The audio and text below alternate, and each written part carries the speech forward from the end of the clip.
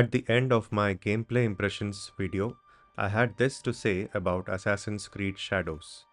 Like most modern AC titles, it is probably not going to become an industry darling, but for fans of the franchise, it delivers exactly what we were waiting for.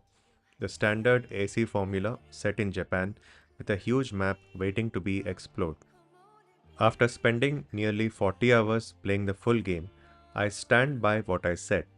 At the time of writing this review, the game has been out for a little over a month and has seen more than 3 million players already, which is a huge number for games in general, but at the same time is not such a huge number for AAA games, which are generally expected to sell much more.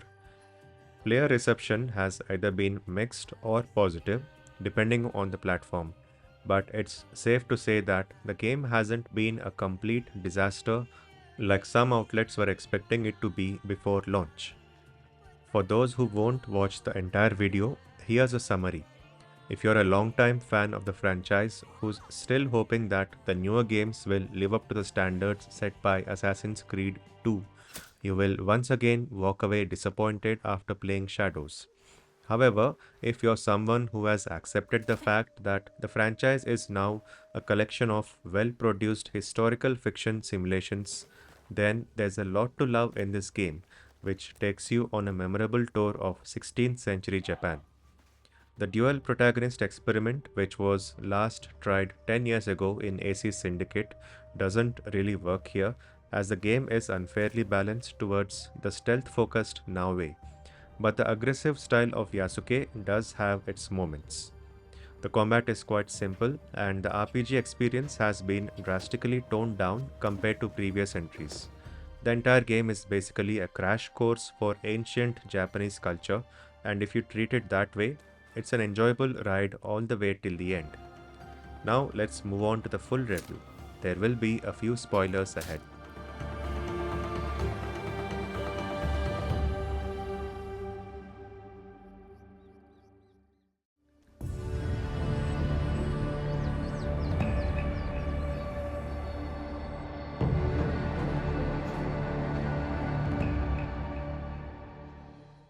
Assassin's Creed Shadows might advertise itself as a game featuring two protagonists, but make no mistake, this is primarily the story of Naoe Fujibayashi, a young shinobi.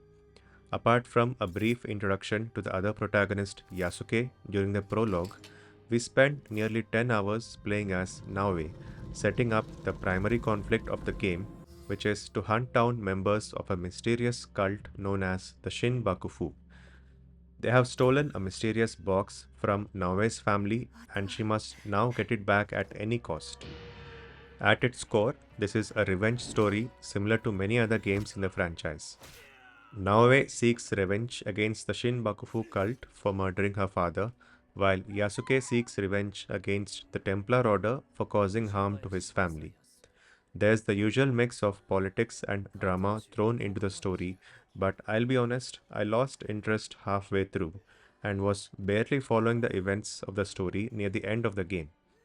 This isn't the fault of the story itself, but the general formula of the game, since it offers so much flexibility in how the player can take the game forward. The story is forced to fit into a generic template so that it makes sense no matter in which order the player tackles the missions.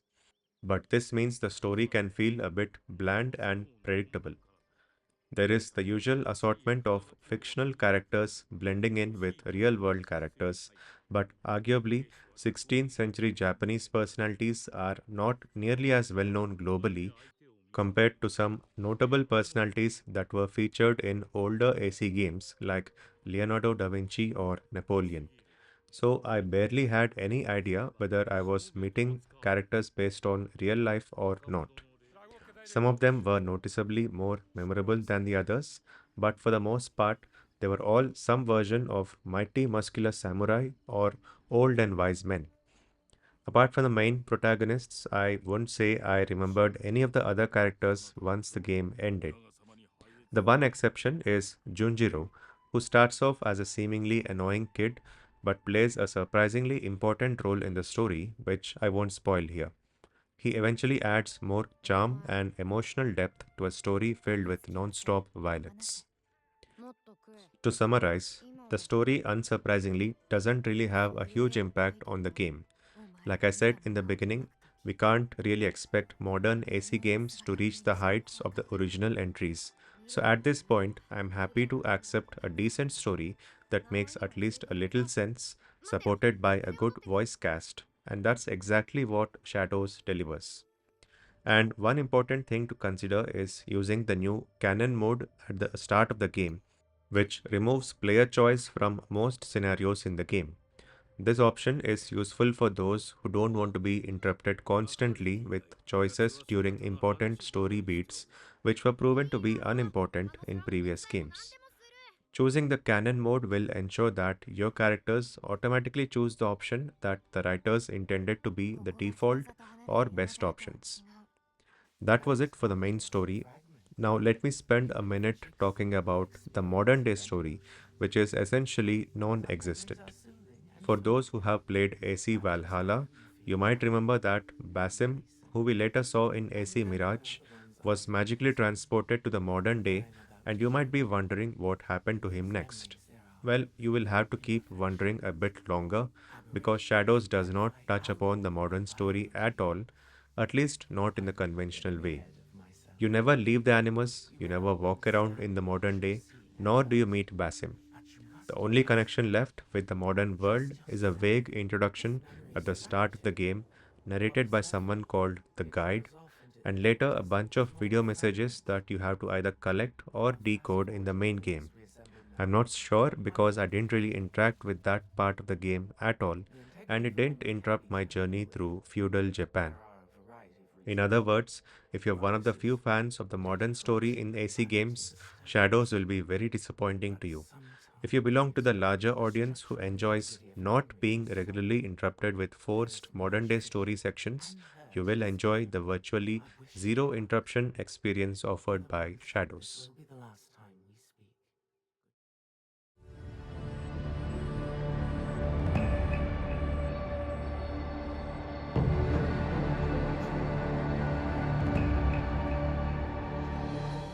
The gameplay formula is very similar to recent entries in the franchise.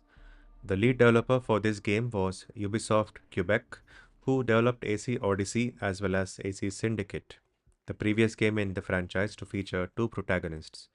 Let's talk about them first. Naoe is a shinobi or a ninja who prefers using stealth and mostly moves in the shadows. Naoe also has a very useful grapple hook, which was also last seen in AC Syndicate, although here it is used from the start and can be used more often. Naoe can conquer most vertical challenges by using her grapple hook, which makes sinking viewpoints a breeze. In combat, Naoe can perform silent assassinations, and after being discovered, she can still hold her own in a fight, using mostly melee weapons, with her ranged options being limited to throwing stars and spikes. Yasuke's character is definitely interesting, being based on a real life samurai. Like all AC games, this is a historical fiction game, meaning Ubisoft has taken several creative liberties to design their own version of Yasuke. However, they ended up creating a bulky, overpowered character who is physically incapable of performing some actions in the game, requiring the player to switch to Naoe instead.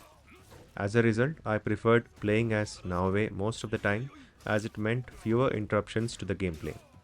However, whenever I knew that there was a long fight coming up, I would prefer switching to Yasuke because he's built for combat. Both protagonists have their own set of core abilities as well as abilities that are granted when using certain weapons. Yasuke can wield heavy swords as well as use ranged weapons like a rifle and a bow. This makes him the clear favorite for any combat related activities, but that doesn't mean Naoe can't survive on her own in combat. She wields a different set of weapons which each offer her special abilities. Yasuke's limitations include not being able to scale up towers as smoothly as Naoe, being unable to use the grapple hook, and surprisingly, being unable to perform silent assassinations, which make him a poor choice for stealth missions. And perhaps the most hilarious limitation of all, he can't perform a leap of faith. He can still jump off a great height and land in a bale of hay, but with none of the grace and confidence of a standard AC protagonist. To compensate for this, Yasuke can tear down huge doors, which is something Naoe can't do. While you're given a choice between both characters for most missions, there are a few missions that are reserved for each character. This allows you to get to know each character's playstyle and then choose your preferred character for the main missions. The gameplay loop is very similar to what we have seen in previous games. You can choose to pursue the main quest chain, which takes you from one target after another, or you can pursue one of many side quests, which also sees you hunting down several targets, but also includes relatively relaxing activities such as praying at a shrine, slowing down to do some painting inspired by nature, going through an obstacle course, practice your sword combat with Yasuke, or meditate on your past with Naoe. These and other side activities can be neatly tracked using the map, which makes it easy to plan what to do next instead of randomly throwing 100 icons at you like it used to do earlier. The map itself is quite huge, although it is smaller than the one we got in Odyssey and Valhalla. Shadows does introduce a few new gameplay systems. The first one is Seasons, which rotates the visual design of the map with some seasonal changes. For instance, in winter, walking on plain ground can be slower due to the snow. In spring, the trees are in full bloom and visually more pleasing, and so on. The seasonal system also ties into the other new system, which is the Scouts. Each season, you can micromanage a small team of scouts to gather resources or collect information about certain areas. Once a season refreshes, the scouts count is also refreshed, and any resources they collect are added to your hideout. That brings us to the third new system, the hideout, which is your base of operations where you can add new facilities that will help you on your journey. The most important one of these is definitely the forge, where you can build and upgrade your gear. Apart from the forge, the other buildings didn't really seem useful, but your experience may vary. We have had different versions of hideouts in previous games, but the one we have here is certainly the most fleshed out and offers a lot of options for those willing to invest in its systems. Apart from this, you can take up contracts to get experience points and currency. You can recruit allies to come fight by your side. You can synchronize viewpoints, which is always fun as it offers a visual treat as well as reveals more of the map and activities. You can break into enemy compounds and clear them out either silently or as loudly as you can. The skill upgrade system has been slightly modified where you need to collect a certain number of knowledge points before unlocking the next tier of upgrades. You get these knowledge points by taking part in side activities, which can be seen as either encouraging or forcing the player to explore more of the game. I'd like to now take a moment to complain about the parkour system, which has become very limited in this game. Older games were well known for offering a lot of freedom to the player in how they could move around the world. If you wanted to climb directly up, you could do that. Here, though, a lot of the vertical movement is limited, and it generally appears that taking shortcuts is discouraged, at least outside of towns. Another minor change is the lack of an aerial marking system. Recent games gave you an eagle or a hawk that allowed you to do an aerial survey of a region and mark enemies and other important stuff. Here, you no longer have a bird companion, and your survey skills are limited to what you can see around yourself. So, the best option is to seek the highest vantage point in an area and use your observe ability to mark enemies and other stuff. And if you ever get tired of just running around doing stuff, you can take a break and give yourself a history lesson by reading through a densely packed and well illustrated codex that is built into the game. Recent games have started a trend where a discovery mode is added a few months after the base game's launch, and until that happens, you can still read through several pages of Japanese culture and history. To summarize the gameplay, you go around the map hunting down your targets, engage with the local population, jump off from viewpoints, take a moment to enjoy the changing seasons, and just immerse yourself in 16th century Japan however you like.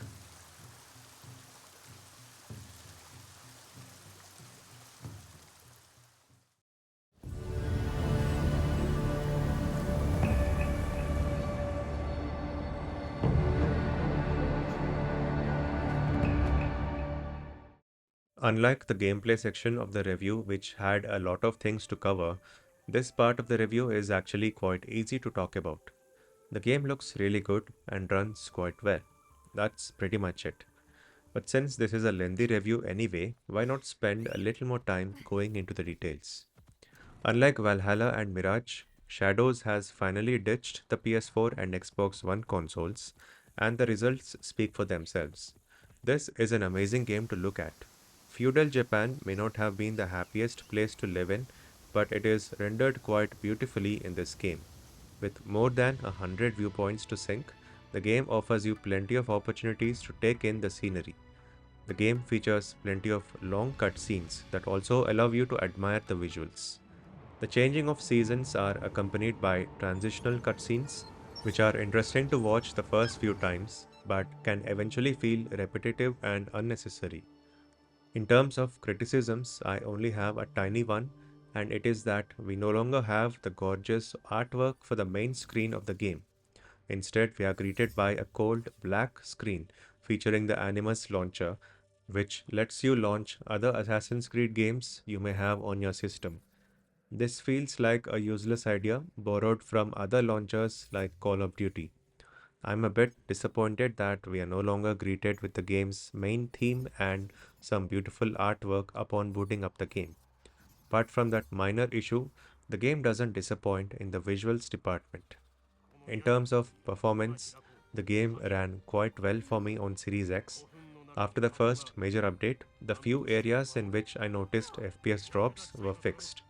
We have certainly come a long way since the days of AC games launching with poor performance, and this is another point in the positives column for Shadows.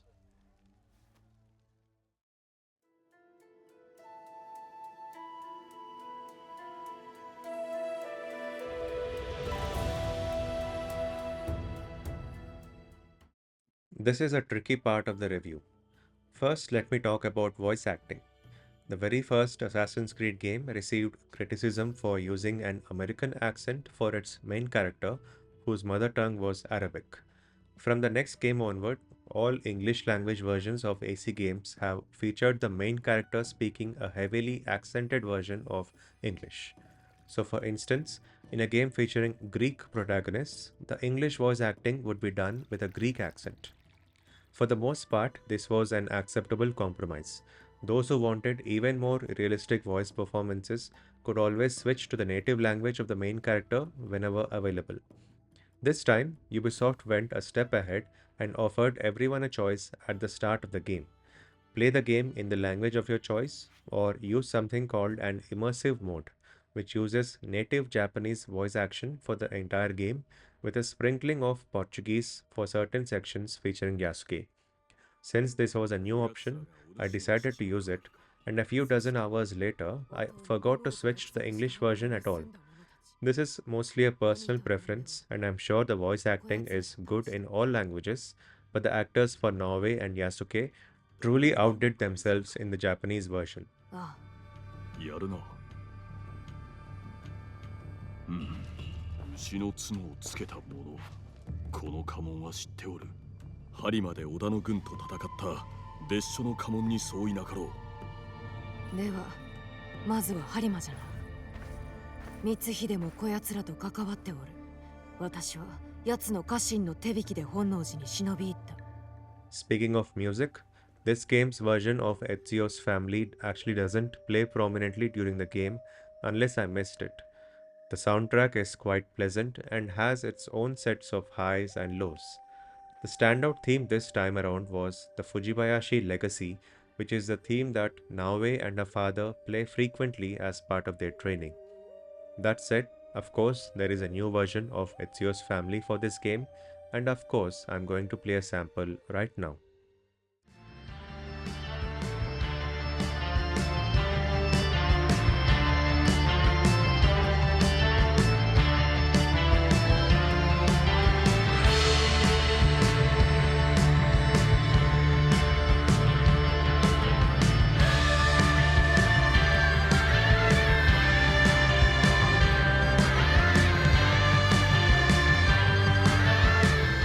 There's still a lot I could say about this game because it simply offers a lot.